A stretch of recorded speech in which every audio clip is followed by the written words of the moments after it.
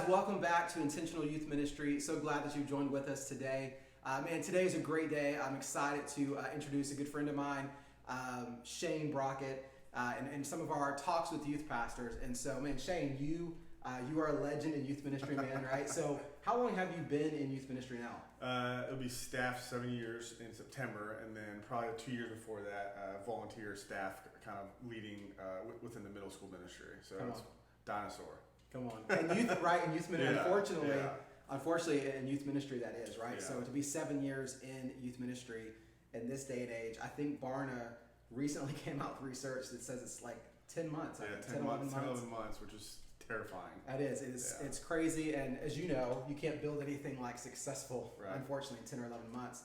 And I think a lot of guys kind of end up jumping out before they get to see the fruit. So that's a great place for us to start in, Shane. So talk to us a little bit about how do you make it 7 years? How have you been in youth ministry for 7 years and stuck with it? And because now you're really at a place where you're seeing some serious fruit and growth and health. Yeah. How do you stick it out and last for 7 years? Man, I think that I really do think there's a lot, and I don't know if we have the time to go through so much of the lessons I've learned, but I think one of the biggest things is that I've made a priority to make sure that I'm in a healthy place to lead. Yeah, come on. I always love that analogy of, if we're leading from a healthy place, I think it's going to be a lot easier to pastor people from a very healthy place, and I think that oftentimes, when we're healthy, our team's healthy, and when our team's healthy, our team is able to pastor and care for students, kind of whatever they're going through.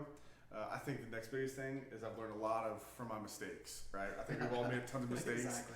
I think I've allowed the mistakes I've learned and turned those into strengths in my life and career in youth ministry, and allowed me building blocks and kind of really who God's called me to be, and also what He's called me to build within the youth ministry. So don't allow the things that kind of affect us and the things we mess up and the things we maybe miss a little bit. Don't allow them to beat you up. Allow them to be a place of strength and learning to how you can be a better youth pastor. That's so good, man. Because really, honestly, right, that can be your greatest strength or greatest weakness. Absolutely. You can allow those failures, which is like Leadership 101, I guess, right?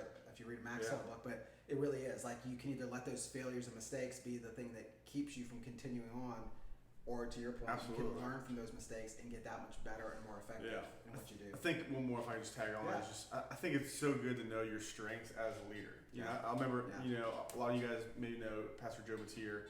I remember when I came to youth ministry, everyone's like, man, you've got to be the guy up front yelling and screaming and super hype and energetic guy. And I'm like, man, that's just not who I am. Like, I'm not going to be someone who I'm not, but I'm going to be someone who I am.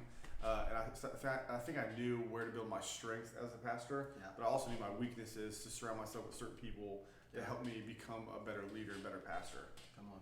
Wow, man, that's so good. I love what you said there, man. Just to summarize that.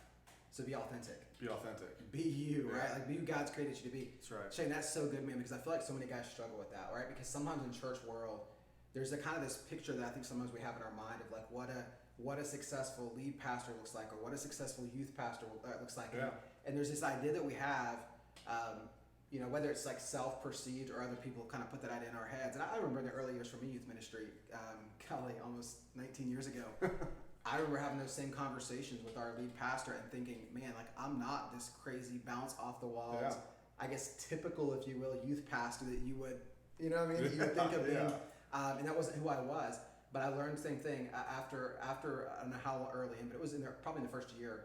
What I started to learn was students were more interested in authenticity than they were in me being some crazy hype off the wall guy. If that's who you are, be that. Yeah, but if that's not who you are, be who you are. And they'll sniff that out. Yeah. They'll sniff that out so quick. So good, man. Well, that's awesome, bro. I love that. I wanted to ask you just a couple of questions. So we've asked some youth pastors and people in youth ministry to kind of ask some questions and send in some questions for us. So I thought I'd hit a couple with you, if that's cool. So here's the first one. So this youth pastor, he says he's just starting out in student ministry. And how do you build momentum? So those early days when you're building something from nothing, how do you start to build momentum? It's a great question. I remember when I launched one of our, I think it was our 5th or 6th campus, our North River campus. I had to start from ground zero. I was at a very established campus. And I really had no idea of how to gain this momentum. And I think that the one thing is just I found some key players within our ministry, some influencers who are our high schoolers.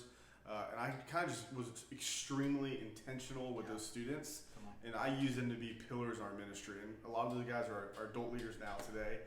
So I found people who I saw them, oh man, they're very intentional, they're very authentic, they're very real, and they're sold out for Jesus. And I was like, man, this is someone who I want to invest a lot of time in. And I did the same thing with our adult leaders, man. I found just our key players so that we lighten the load a little bit, because going by myself and trying to build everything by myself, man, you're just going to dry up and you're going to be a statistic, unfortunately. Yeah.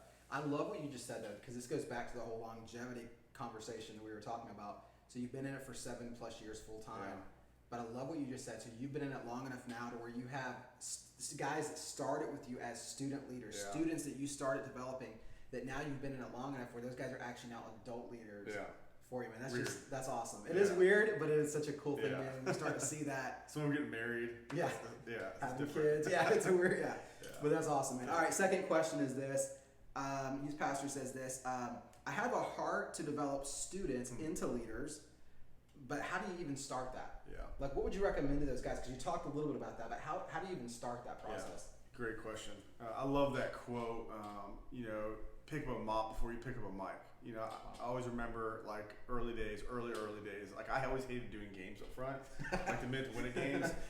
So that was always the first thing I give away to students, and I just let them have fun with it. And I think oftentimes we don't want people to fail necessarily, but I think it's so good when people do fail, because you get an opportunity to coach into them and speak life into them, encourage them, lift them up, and help develop them into some areas that maybe they have some weak spots in to help them get strength. So I think just giving away opportunity, not being scared to let them kind of mess up a little bit, so it allows you a window of opportunity to kind of coach them. And then I think it's just not being, not holding something so tight. Hold it open-handed, so like a lot of people can get involved in what God is calling them to be a part of. Yeah. I love that, Shane, because that's so. I've actually over the years I've talked with youth pastors who've come in and come and hung out with us, or spent time to check out what we're doing, and they see like how we've developed student leadership culture in our context. And one of the things I get all the time is, man, that's awesome, but I'm so afraid to do that. Aren't you afraid they're going to screw up? Aren't you afraid they're going to mess it up? And I'm like, and honestly, my answer is no. Like it used to be. I remember it, But because there's something beautiful about that. Again, if you're creating the opportunities to coach them, you want to set them up for success. But sometimes, to your point, it's okay for them to fail. It's okay for them to miss the mark, as long as you're there or somebody's there to be coaching them in that process. Absolutely. So good, man. I love that. That's great. And one of the things too that I so respect about you, Shane, and what I honestly believe makes you one of the best youth pastors in the country. I appreciate that. And I mean that for real. I connect with a lot of youth guys, and I think you are one of the best. But I think a big part of that is, Shane, something that you have done. I think. From day one, or at least it seems like you've done this since day one, is you've understood that it's not just about pastoring or connecting with students like on a weekend service or a Wednesday night youth service, but it's about pastoring them and connecting them Monday through Friday. And so I think you've done a phenomenal job at that. And so I really want to dig in and kind of pick your brain on that and talk to everyone joining us on what that looks like to really pastor and connect with the students beyond your youth services. And so we're out of time for this episode, but make sure you join us for part 2 of this conversation. Next time we will talk about that very topic. So take care, guys, and we'll see you next time. See you soon.